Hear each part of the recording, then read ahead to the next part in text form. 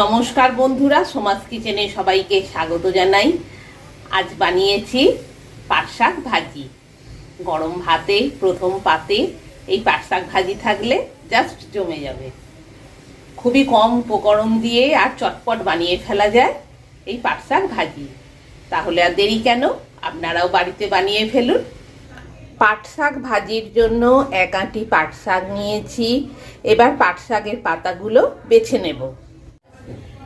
শুধু এই পাতাগুলোই রান্না হবে, ডাঁটা রান্না হবে না, ডাঁটাগুলো ফেলে দিতে হবে। এবার একটা পাতা নিয়ে নিলাম। পাট শাকের এই গোড়ার দিকে যে দুটো সুমো আছে, এই সুমোটা বাদ দিয়ে দিতে হবে, আর মিডিলের শক্ত অংশটা বাদ দিয়ে দিতে হবে, দিয়ে পাতাটা ছিঁড়ে নিতে হবে। ডাঁটা বাদ দিয়ে পাতাগুলো ভালো করে বেছে ধুয়ে রেখেছি। ওভেন অন করে দিলাম, কড়াই বসিয়ে দিলাম। এবার ধুয়ে রাখা পাট শাকগুলো সেদ্ধ করার জন্য কড়াইতে দিয়ে দিচ্ছি।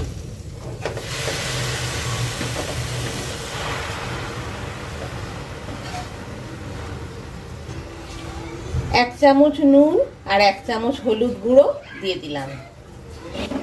পরিমাণ মতো জল দিয়ে দিতে হবে। আমি 1 মগ জল দিলাম।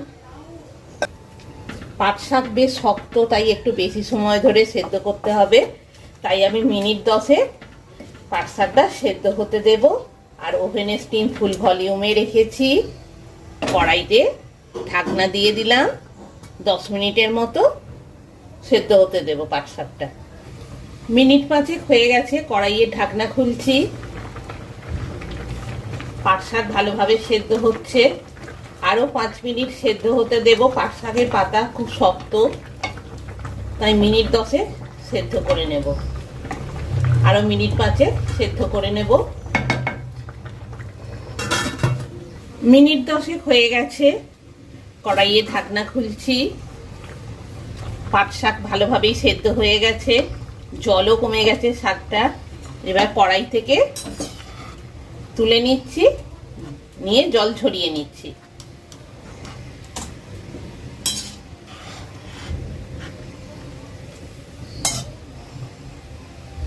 কড়াইতে 2 চামচের মতো সর্ষের তেল দিয়ে দিলাম।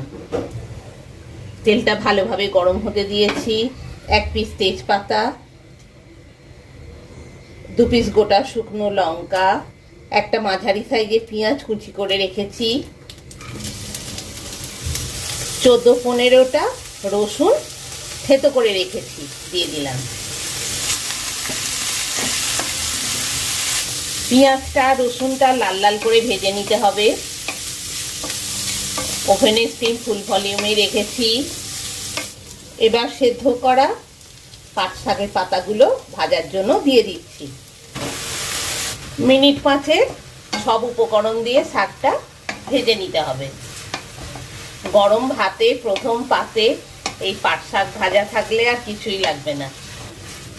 খুব ভালোভাবেই ভাজা হয়ে গেছে মিনিট 5-7 ধরে পাট শাকটা। এবার কড়াই থেকে তুলে নিচ্ছি গরম গরম পরিবেশনের জন্য।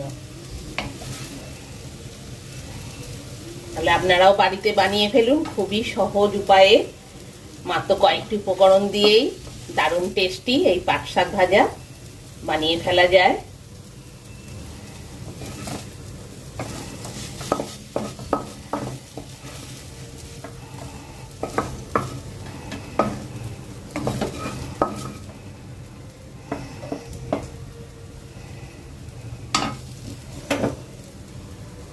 আমার পাট শাক ভাজা রেডি গরম গরম পরিবেশনের জন্য। নমস্কার।